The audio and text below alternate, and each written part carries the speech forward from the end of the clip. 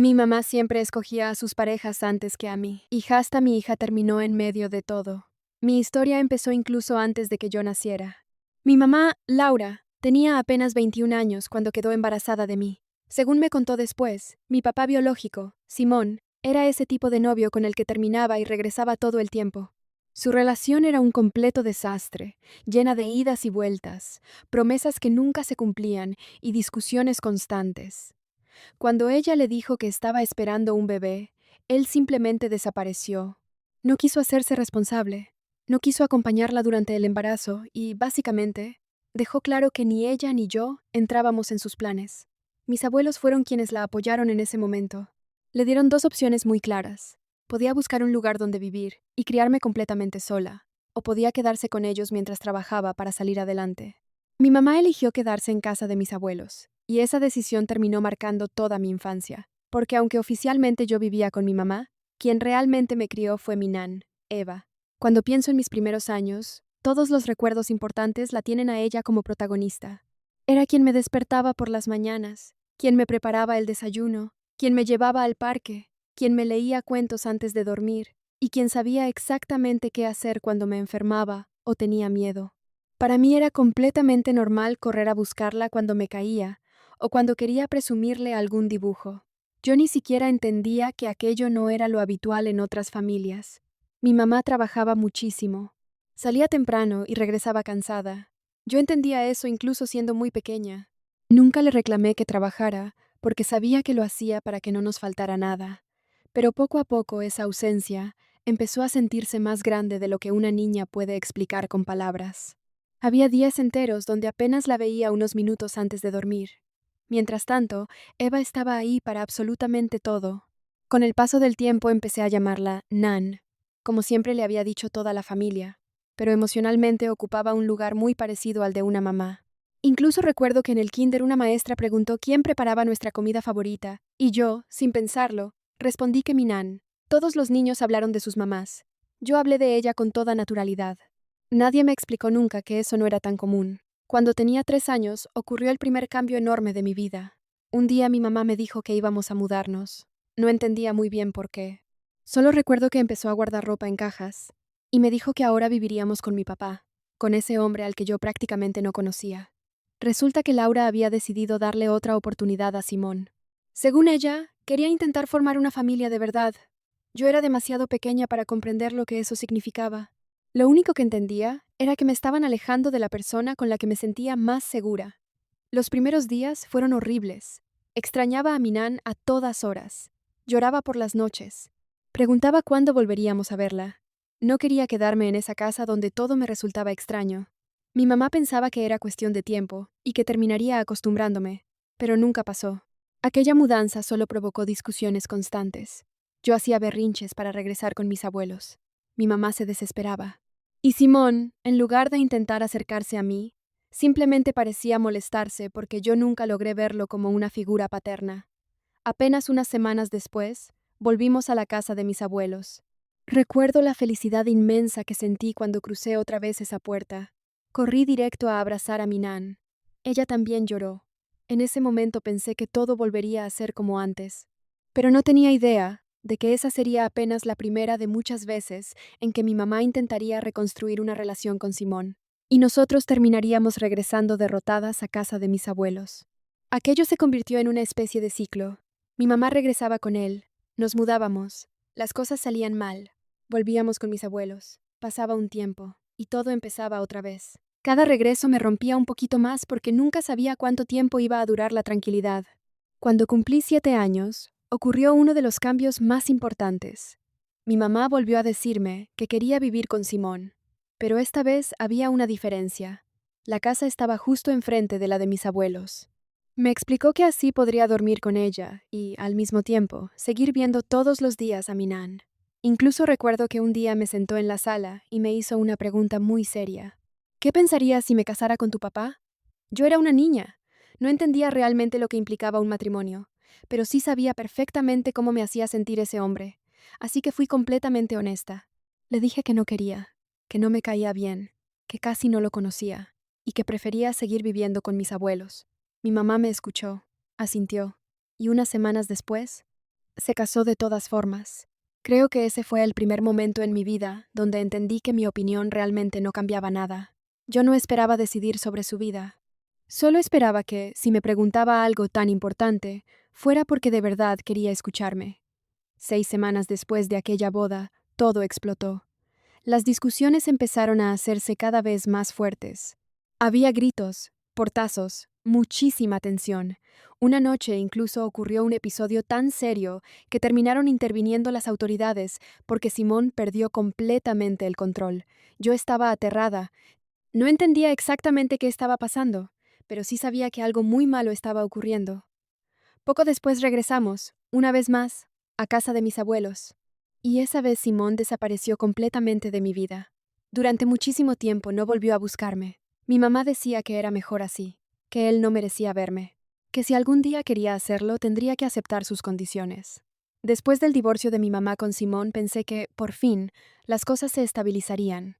Regresamos con mis abuelos y yo me sentía otra vez protegida por mi nan, Eva. Ella siempre encontraba la manera de hacer que todo pareciera menos complicado. Si notaba que estaba triste, preparaba mi comida favorita. Si me veía preocupada, me llevaba a caminar por el parque o me dejaba ayudarle a hornear pan, aunque termináramos llenando toda la cocina de harina. Esos pequeños momentos eran los que me hacían sentir que todavía tenía un lugar seguro al cual regresar. Pero mi mamá seguía buscando rehacer su vida. Y eso, por supuesto, significaba que tarde o temprano aparecería alguien nuevo. No puedo decir exactamente cuántas veces nos mudamos durante esos años, porque honestamente perdí la cuenta. Lo que sí recuerdo es que fueron muchas. Había ocasiones en las que apenas empezaba a acostumbrarme a una casa cuando ya estábamos buscando otra. Cada novio llegaba con la promesa de que ahora sí todo sería diferente, de que esta vez sí seríamos una familia estable, de que por fin dejaríamos atrás tanto cambio. Yo quería creerlo, de verdad quería hacerlo, porque una niña siempre quiere pensar que ahora sí llegó el final feliz. Pero una y otra vez terminábamos regresando a casa de mis abuelos con maletas, bolsas de ropa y la sensación de haber fracasado otra vez. Cuando tenía 11 años, ocurrió algo que, en ese momento, me llenó de esperanza. Mi mamá conoció a Ross. A diferencia de las parejas anteriores, él parecía tranquilo, educado y muy atento con ella. Todo pasó rapidísimo. Apenas llevaban unas cuantas semanas saliendo cuando mi mamá anunció que estaba embarazada. Yo recuerdo haber brincado de emoción porque, aunque hoy suene ingenuo, pensé que la llegada de un bebé iba a unirnos a todos. Imaginaba una familia estable, una casa donde por fin nadie se fuera, cenas juntos y fines de semana tranquilos. Soñaba con ser la hermana mayor que ayudaba a cuidar al bebé y con dejar atrás tantos cambios. Cuando nació mi hermanito Mael sentí un amor enorme por él desde el primer instante. Era un bebé precioso y yo quería cargarlo todo el tiempo. Pensaba que ahora sí la vida nos estaba dando una oportunidad de empezar de nuevo. Veía a mi mamá feliz y, por primera vez en mucho tiempo, parecía relajada. Yo me aferré a esa imagen porque necesitaba creer que el caos había terminado. Pero 6 meses después todo volvió a explotar. Un día empecé a notar que en la casa había discusiones otra vez. Mi mamá lloraba mucho. Ross llegaba tarde. El ambiente se volvió pesado y nadie me explicaba qué estaba pasando. Tiempo después supe que él había tenido una relación con una compañera de trabajo. Mi mamá quedó completamente destrozada y la relación se vino abajo.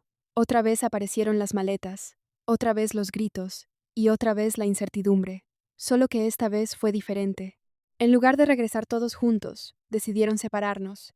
Mi mamá se quedó con mi hermanito y yo me fui a vivir otra vez con mi nan y mi abuelo.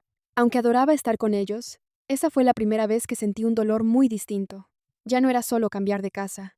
Ahora sentía que mi propia mamá había elegido quedarse con su nueva familia mientras yo volvía a ser la que se iba. Sé que probablemente esa no era su intención, pero así lo viví. Yo tenía 11 años y solo veía que el bebé se quedaba con ella mientras yo hacía mis maletas una vez más. Fue ahí donde empecé a sentir que nuestra relación ya no era la misma. La extrañaba muchísimo. Esperaba que me llamara, que quisiera verme, que me invitara a pasar tiempo con ella. Y durante un tiempo parecía que eso iba a suceder. Recuerdo perfectamente el día que me llamó para decirme que quería hacer una noche de chicas. Me dijo que solo estaríamos ella y yo, que podíamos pedir pizza, ver películas y platicar hasta tarde. No tienen idea de la ilusión que me hizo. Pasé toda la semana contando los días. Preparé una mochila con mi pijama favorita, un cepillo de dientes, un libro que quería enseñarle, y hasta un esmalte de uñas porque imaginaba que nos pintaríamos las uñas mientras veíamos una película. Ese día estaba en casa de unas tías esperando a que llegara por mí. Cada vez que escuchaba un coche pasar me asomaba por la ventana pensando que ya había llegado. Cuando finalmente apareció, salí corriendo con mi mochila en la mano y una sonrisa enorme. Pero apenas me subí al coche noté que algo no estaba bien. Mi mamá manejaba muy seria.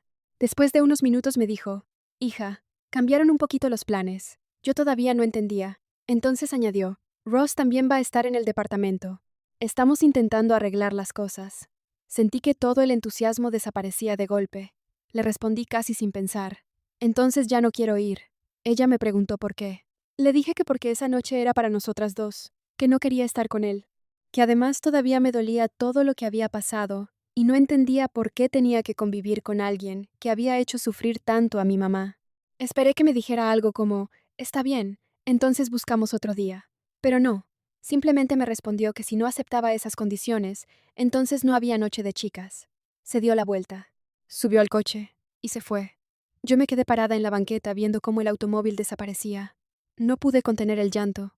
Mi tía salió de inmediato a abrazarme, y mi nan también llegó unos minutos después, porque ya le habían hablado para contarle lo que había pasado. Recuerdo que esa noche lloré hasta quedarme dormida, no por Ross, ni siquiera por la salida cancelada. Lloré porque sentí que otra vez me habían dejado en segundo lugar, que otra vez alguien más era más importante que pasar una noche conmigo. Esa herida me acompañó durante muchísimo tiempo. Como si eso no fuera suficiente, poco después ocurrió otro golpe muy fuerte para mí. Mis abuelos, Eva y Ubaldo, comenzaron a tener problemas muy serios en su matrimonio. Yo siempre los había visto como la pareja más sólida del mundo, así que jamás imaginé que también terminarían separándose. Cuando descubrimos que mi abuelo tenía otra relación, todo se vino abajo. La casa donde había crecido se vendió y, de un momento a otro, mi nan y yo terminamos viviendo en un pequeño departamento tipo estudio. Era un espacio diminuto donde apenas cabían una cama, una mesa y algunas cosas básicas, pero aún así, me sentía mucho más tranquila ahí con ella que en cualquier otra parte.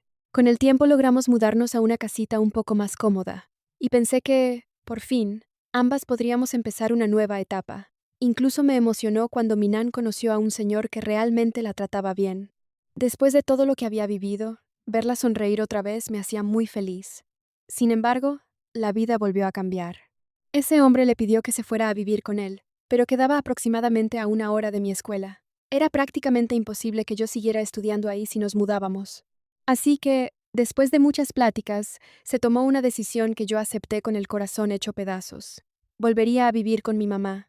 Con 13 años recién cumplidos, regresé a vivir con Laura, sin imaginar que esa decisión marcaría el inicio de la etapa más complicada de toda mi adolescencia. No se sintió como volver a casa. De hecho, si soy completamente honesta, nunca sentí que esa casa fuera realmente mi hogar.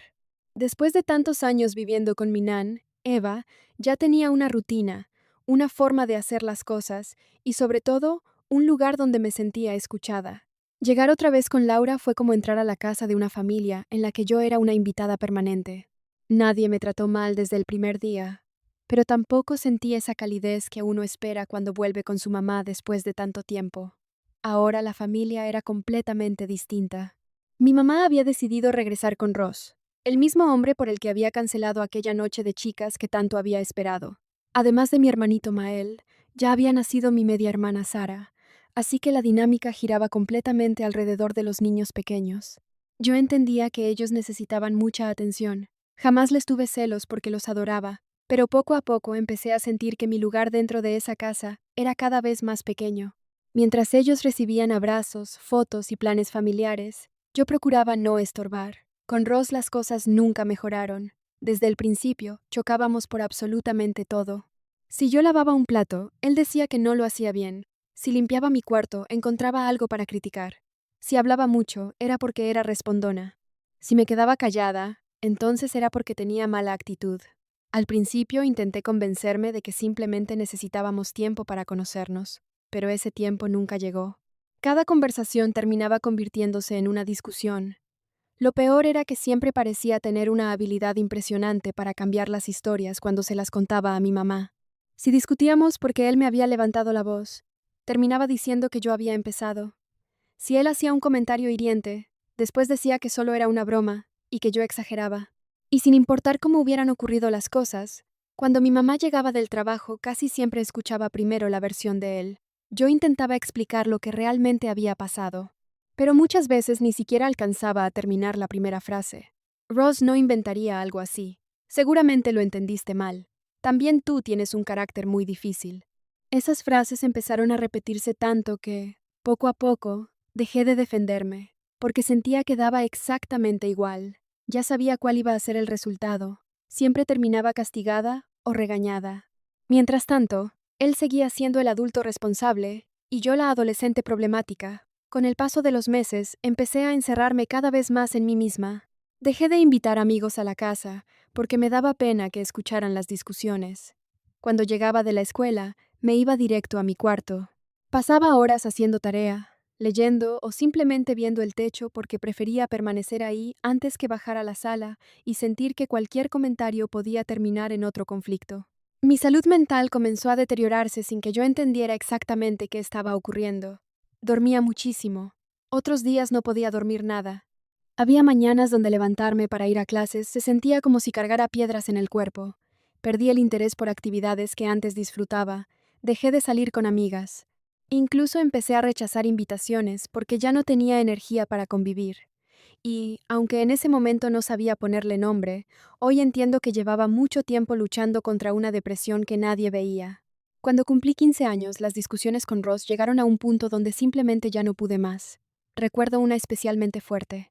Todo empezó por algo completamente absurdo relacionado con unas tareas domésticas. En cuestión de minutos, él estaba levantando la voz y acusándome de ser una adolescente malagradecida. Yo intenté explicarme, pero fue inútil. Cuando mi mamá llegó, él ya le había contado una versión completamente distinta. Ella volvió a ponerse de su lado.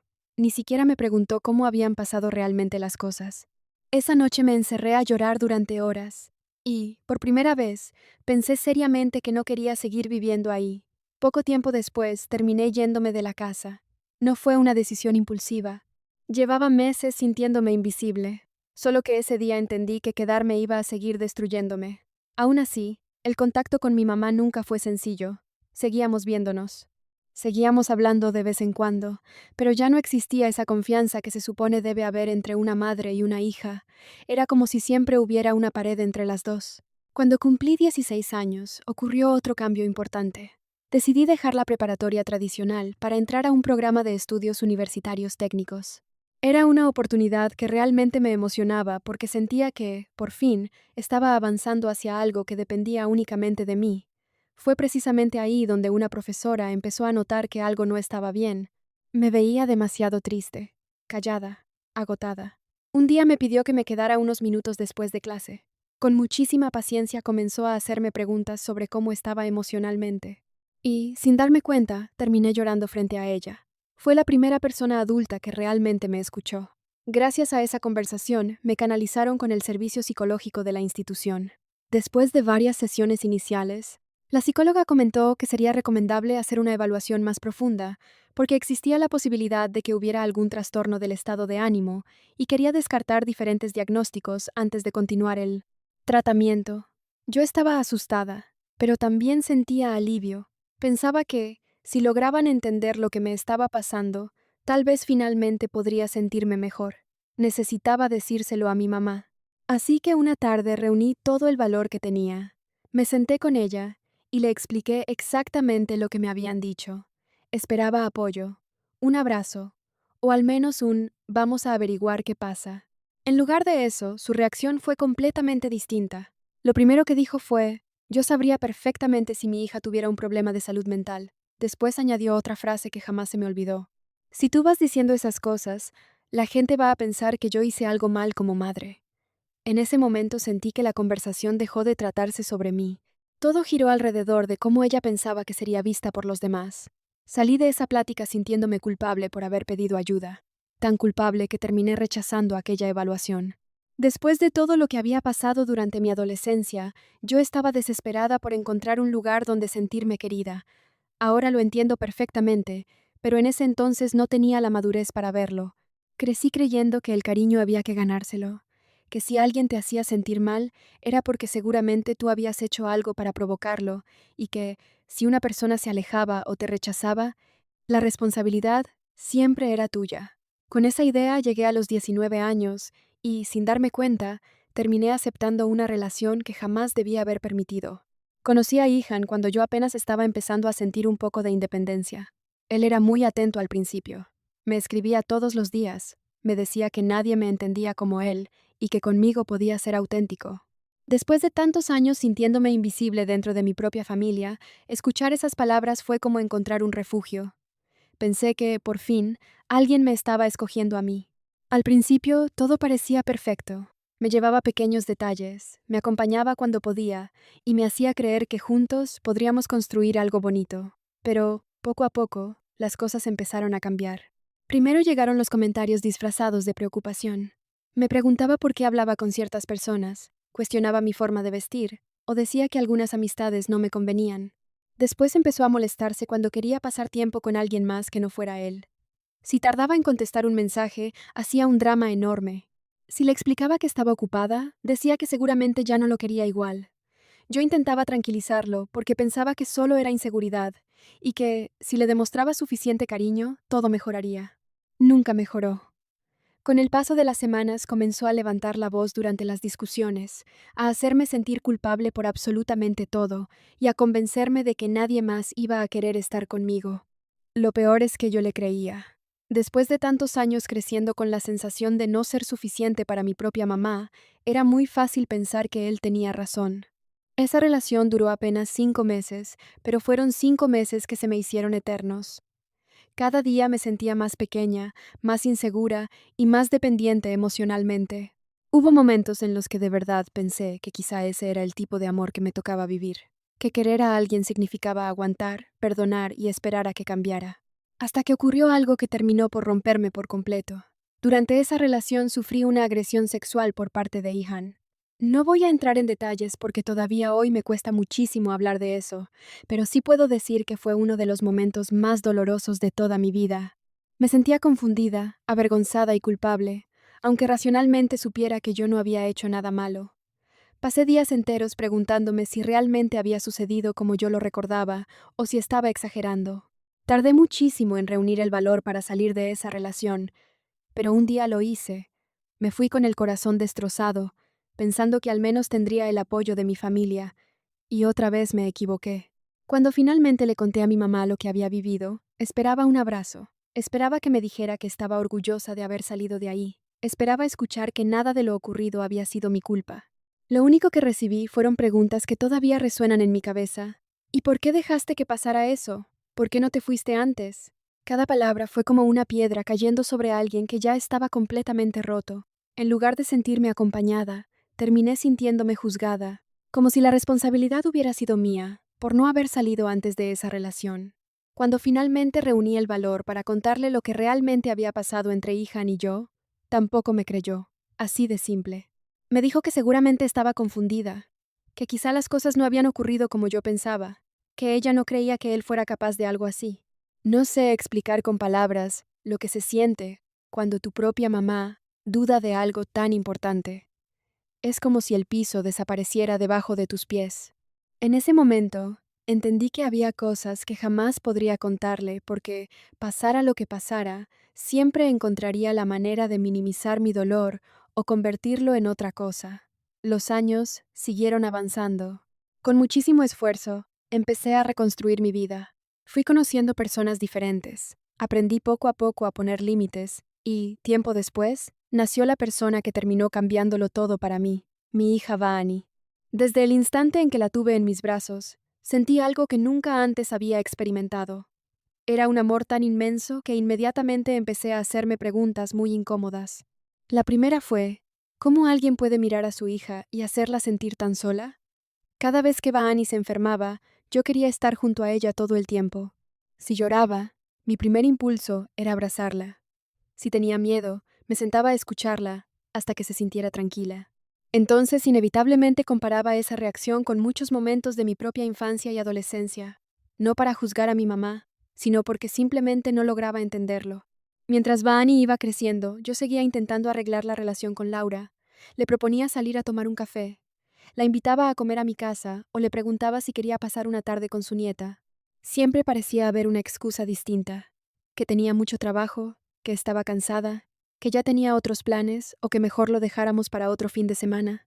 Ese otro fin de semana casi nunca llegaba.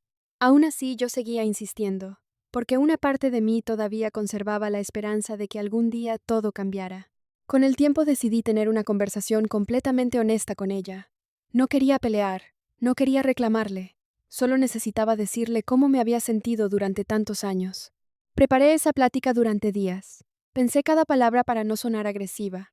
Le hablé de mi infancia, de las mudanzas, de cómo me había sentido cuando siempre elegía a sus parejas, de aquella noche de chicas que nunca ocurrió, de las veces que sentí que no me escuchaba, de lo sola que me sentí cuando necesité apoyo. Esperé en silencio después de terminar. Pensé que, quizá, por primera vez podríamos entendernos. Pero no fue así. Ella empezó a decir que las cosas no habían ocurrido de esa manera, que yo estaba confundiendo recuerdos, que exageraba, que muchas situaciones nunca habían pasado. Y, para terminar, dijo algo que me dejó completamente paralizada. Afirmó que, en realidad, la persona que la había hecho sentir rechazada durante años había sido yo. De pronto la conversación dejó de tratar sobre mi dolor. Otra vez giraba alrededor del suyo. Fue entonces cuando comprendí que llevaba toda mi vida buscando una disculpa que probablemente nunca iba a llegar. Después de esa plática, empecé a leer mucho sobre relaciones familiares complicadas. Descubrí que había personas que también crecieron sintiendo que constantemente dudaban de sus propios recuerdos, porque alguien cercano siempre les decía que las cosas nunca habían sucedido así. Eso me hizo entender que no estaba loca, que mi memoria no estaba inventando toda una infancia y que el dolor que cargaba tenía una explicación. Lo más difícil vino después. Mi mamá empezó a utilizar a Vani para mantener el contacto conmigo. Si yo tardaba en responder un mensaje, inmediatamente preguntaba por mi hija. Si intentaba tomar distancia para cuidar mi salud mental, decía que no era justo que ella pagara las consecuencias porque quería ver a su nieta. Durante mucho tiempo eso funcionó, porque me hacía sentir culpable. Pensaba que, si ponía distancia, estaba privando a mi hija de su abuela. Pero un día observé a Vani mientras jugábamos en la sala. Se había caído intentando hacer una torre con bloques, y, antes incluso de empezar a llorar, corrió directamente a mis brazos. La abracé fuerte, y ella dejó de llorar casi de inmediato. En ese instante, sentí un nudo enorme en la garganta, porque entendí algo que me cambió por completo. Jamás permitiría que mi hija creciera sintiendo que tenía que ganarse mi cariño. Nunca dejaría que dudara de sus emociones. Nunca le diría que sus recuerdos estaban mal solo porque a mí me resultaran incómodos.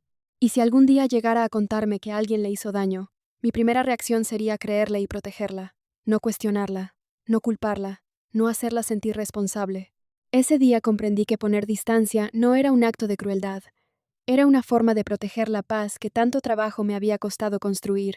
Todavía me duele aceptar que quizá nunca tendré la relación que siempre soñé con mi mamá. Hay días en los que veo a otras mujeres salir de compras con sus hijas, cuidar juntas a los nietos o simplemente platicar durante horas, y no puedo evitar preguntarme cómo habría sido mi vida si hubiera tenido algo parecido. Pero también entendí que seguir esperando a que alguien cambie, cuando no quiere hacerlo solo, prolonga el sufrimiento. Hoy ya no busco que mi mamá reconozca todo lo que pasó para validar mi historia, porque finalmente entendí que yo estuve ahí. Yo viví cada una de esas mudanzas. Yo lloré cada despedida. Yo sentí cada rechazo. Y no necesito que alguien más me diga qué ocurrió para saber que fue real. Ahora mi prioridad es otra, es romper ese ciclo. Es asegurarme de que Vani siempre sepa que tiene una mamá que la escucha, que la abraza y que jamás la hará sentir que tiene que competir con alguien más por un poquito de amor. ¿Ustedes seguirían intentando reconstruir una relación con alguien que nunca ha reconocido el daño que les hizo? Si llegaste hasta aquí, suscríbete, dale like y comparte. Nos ayudarías muchísimo. Nos vemos en el siguiente.